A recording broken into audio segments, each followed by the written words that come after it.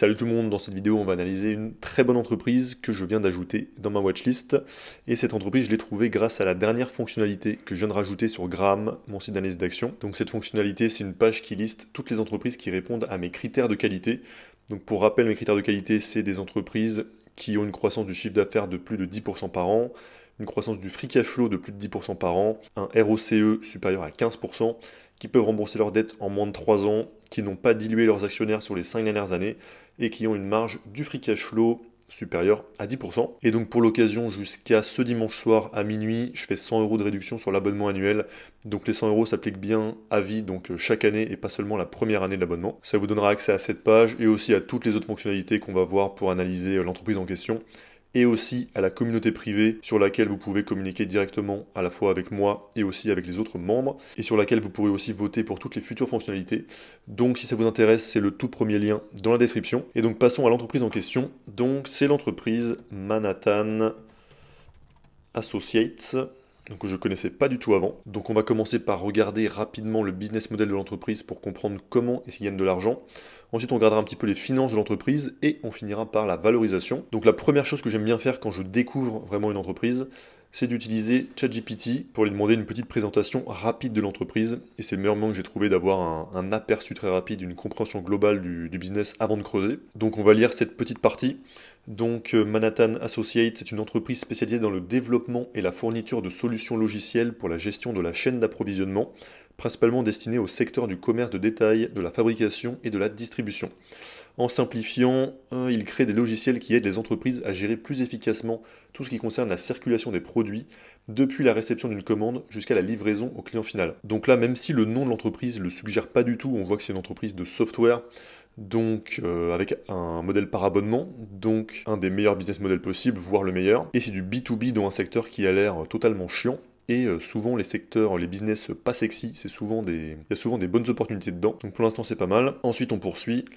Les clients, donc les clients de Manhattan Associates sont divers et varient grandement en taille et en secteur, mais ils ont tous un point commun, le besoin de gérer complexement des chaînes d'approvisionnement.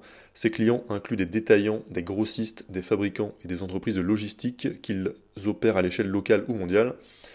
Et ce qu'ils vendent, donc Manhattan Associates vend des logiciels qui aident à optimiser les opérations de la chaîne d'approvisionnement. Leurs produits couvrent un large éventail de fonctionnalités comme la gestion d'entrepôts, la gestion du transport et les solutions pour le commerce omnicanal qui permettent aux entreprises de vendre et de livrer leurs produits par divers canaux de manière intégrée. Ces solutions sont conçues pour améliorer l'efficacité, réduire les coûts et augmenter la satisfaction client. Donc ils ont l'air d'offrir une solution complète pour que les clients soient un peu enfermés dans leur écosystème. Ensuite, si on regarde leur segment de revenus, alors la plus grosse partie c'est du service.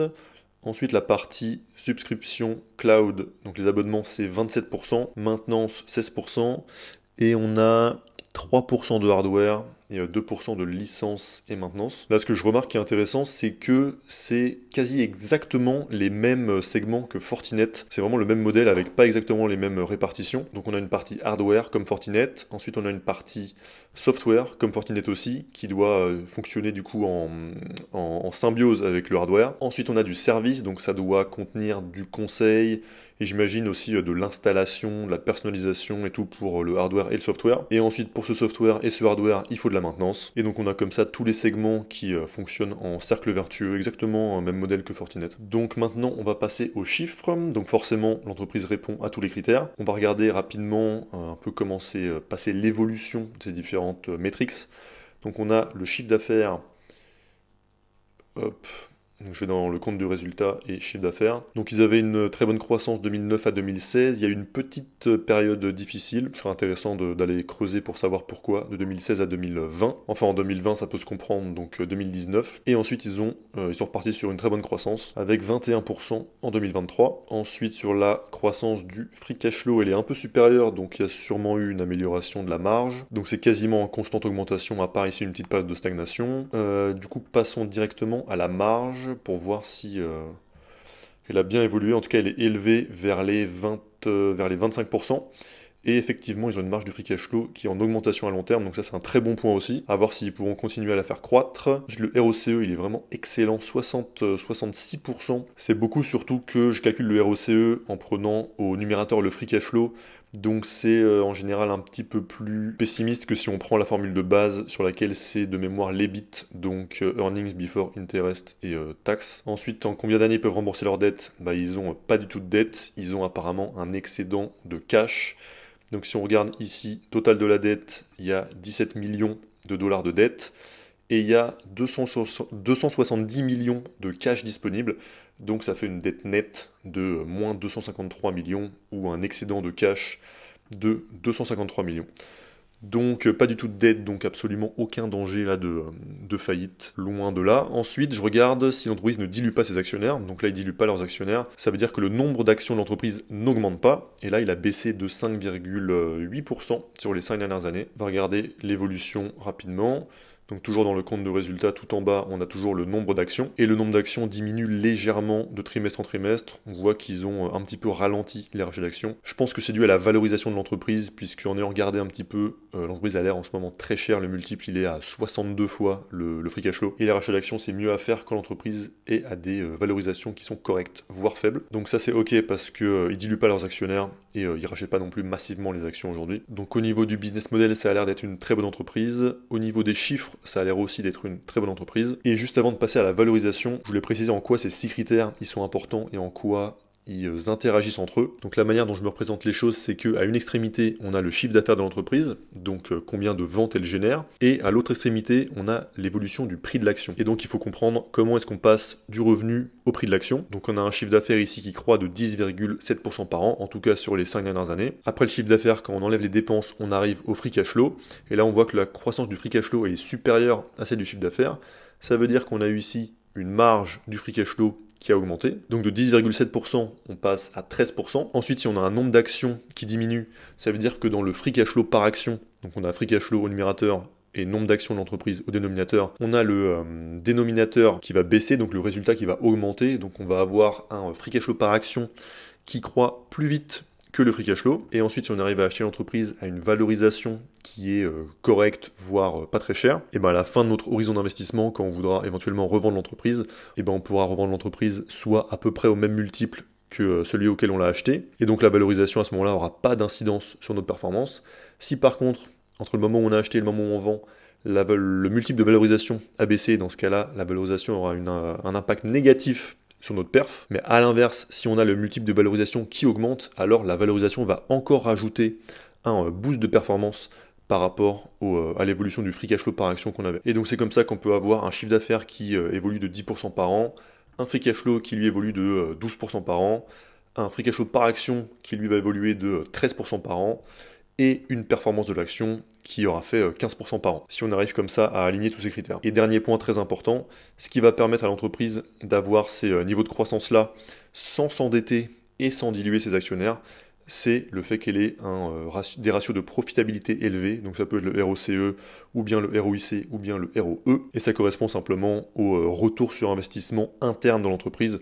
Donc quand elle réinvestit X, combien est-ce qu'il y a d'argent qui ressort à la fin? Donc voilà pour le petit résumé de la logique, et on va maintenant passer à l'étape finale, la valorisation. Donc là, le pressentiment, quand on voit le multiple de valorisation actuel et aussi l'évolution de ce multiple, il y a de grandes chances que je conclue que l'entreprise aujourd'hui, je la trouve surévaluée. Parce que 62 fois le free cash flow, c'est quand même compliqué. Surtout qu'on voit que c'est un record pour eux. Déjà 30 dans l'absolu, c'est un multiple qui est assez généreux. Donc là, s'il y a un retour de 60 à 30, tu te fais diviser par 2, indépendamment de l'évolution des résultats de l'entreprise, juste pour une question de valorisation. Et donc d'état d'esprit des investisseurs qui en ce moment est plutôt clairement du côté de l'optimisme. Donc on va regarder ce que ça donne. Donc au niveau de la croissance, alors ils ont eu une très forte croissance l'année dernière, et c'est sûrement ça qui joue. Mais la question, c'est est-ce qu'ils vont être capables de maintenir un tel niveau de croissance? 41%, la réponse est non. Et si on regarde sur les 5 dernières années, c'est en moyenne du 14,5% par an, et sur les 10 dernières du 13,5%. Donc pour faire une estimation un petit peu plus confiante, il faudrait mieux connaître la boîte. Mais dans un premier temps, on va mettre par exemple 14, ce qui correspond à la moyenne des 5 dernières années, et ce qui est quand même un niveau de croissance qui est déjà très bon dans l'absolu. Et au niveau du ratio de valorisation price sur free cash flow dans 10 ans, là, c'est compliqué parce que je me vois pas mettre 55, ni même 48, ni même 39. Ce que je fais en général, c'est qu'en fonction de la qualité du business, je mets soit 15, soit 20, soit 25. Donc bon, pour cet exemple-là, soyons généreux, on va mettre 30. Si on regarde historiquement, ils ont quand même été assez souvent en dessous des 30, hein. Donc on voit qu'on peut passer pour la même boîte d'un multiple de 19,6 fois le free cash flow en 2018 à 62 fois le free cash flow aujourd'hui. Donc c'est des choses qui peuvent vite changer. Et entre-temps, on est passé à 40, à 30, et puis à 56, etc. Donc bon, on va mettre 30, et on va voir à quel prix l'action pourrait m'intéresser si, et seulement si, ces deux hypothèses-là se réalisent dans les 10 années à venir. Sachant que je vise une performance d'au minimum 13% par an. Donc pour 13% par an, il faudrait que je l'achète à 171 dollars. Et là, on est à 240. Donc si on regarde un petit peu, on voit qu'on y était il y a moins d'un an. Et pour des personnes qui seraient un petit peu moins conservatrices que moi dans leurs estimations, on était sous les 200 il y a seulement 3 mois. Donc c'est une entreprise que je mets en watchlist pour la surveiller. Mais voilà, aujourd'hui, le prix me donne pas assez de marge de sécurité du tout. Mais c'est des choses qui peuvent vite changer. Et d'ailleurs, on voit même qu'en fait, on est à un PER de 84. Donc ça m'étonne pas que je la trouve trop chère. Et pour terminer, pour ceux que ça intéresse, je rappelle que vous avez 100 € par an de réduction à l'abonnement à Graham, donc mon site sur lequel on vient de faire l'analyse de l'action. Et ça se termine ce dimanche soir à minuit. Donc si ça vous intéresse, c'est le tout premier lien en description. Et on se retrouve pour la prochaine vidéo. A plus!